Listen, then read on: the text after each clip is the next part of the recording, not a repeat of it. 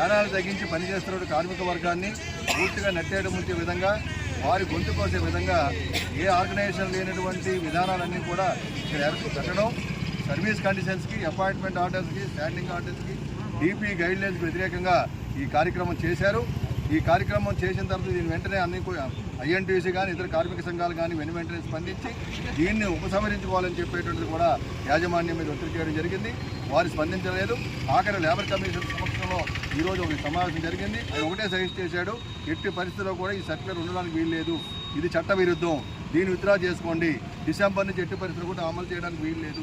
ఆ అడ్వైజ్ ప్రకారం యాజమాన్యం మేనమేసాలు లెక్కించకుండా వెనువెంటనే ఈ యొక్క సమస్యను పరిష్కరించాల్సిన బాధ్యత ఉందని చెప్పి సందర్భంగా గుర్తు చేస్తూ, ఈరోజు ఏదైతే కమిషనర్ గారు ఏదైతే అడ్వైజ్ ఇచ్చారో ఆ అడ్వైజర్ని అది అమలు చేయాలని చెప్పి ఉద్దేశంతో ఈరోజు యాజమాన్యం డిమాండ్ చేస్తూ పెద్ద ఎత్తున ఇక్కడ నిరసన కార్యక్రమం ఐఎన్టీసీ పరంగా చేయడం జరిగింది.